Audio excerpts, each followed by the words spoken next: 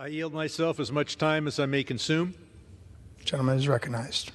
I rise in support of H.R. 510, the Chinese Currency Accountability Act of 2023, sponsored by Representative Davidson. This bill is related to the International Monetary Fund's special drawing rights, known as SDRs, and the influence of China's currency in the SDR program. SDRs are international assets created by the International Monetary Fund, the IMF, to supplement member countries' foreign exchange reserves, and they can enable member countries to reduce their reliance on domestic or external debt when building those reserves. SDRs can be converted into government-issued currency, such as the dollar, the yuan, or the pound, assuming that there are not sanctions or other prohibitions that would prevent such financial transactions. The value of an IMF member's SDRs is defined by a basket of currencies, which are a mix of 5 globally important currencies, sometimes called fiat currencies, in that they are issued by governments, or in the case of a euro, an association of governments. Those 5 currencies that are behind the SDRs are the U.S. dollar, the euro, the Chinese yuan, the Japanese yen, and the British pound. The key thing here is that the percentage of that basket that is comprised of the Chinese currency was increased in 2022 and now is at 12% of the total, compared to the U.S. dollar, which is 43% of the total.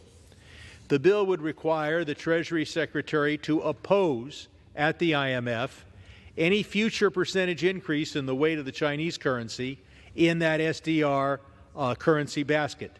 The bill would allow a waiver of such provision to the executive branch should the Secretary of the Treasury be able to certify to Congress that China meets certain standards.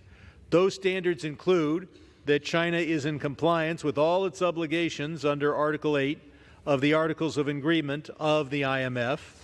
Second, that there has not been certain reports submitted in the prior 12 months indicating that China is engaging in currency manipulation. And third, that China is adhering to the rules and principles of the Paris Club and the OECD arrangement on officially supported export credits. Now, I'll note that the Department of the Treasury has expressed some concerns about this bill, especially due to the fact that the Department of Treasury does not have visibility into China's confidential provisions of data to the IMF and may not be able to independently certify that China is complying with the IMF and other global obligations. As a result, China has indicated that it may be difficult to certify whether China has met the standards outlined in that bill that underlie the possibility of a waiver of its provisions. These are reasonable concerns. Democrats on the Financial Services Committee have urged our Republican colleagues to work to improve the bill before it's finally enacted into law. That might include allowing the Department of the Treasury to rely on certifications from the IMF as to whether China is meeting its responsibilities, looking at that confidential information that is provided by China to the IMF.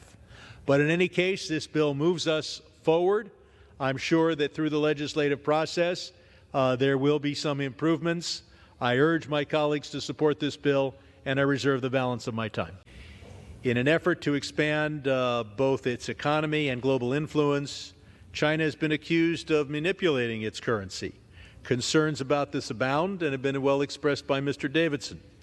This is especially concerning when it regards items that affect Americans' interests at international institutions such as the IMF. This bill would empower the Department of Treasury to address that issue and, in effect, require them to address that issue. I think that it's going to be an effective tool for us to deal with China, an important nation that doesn't always play by the rules. So I urge my colleagues to support this bill, and I yield back the balance of my time.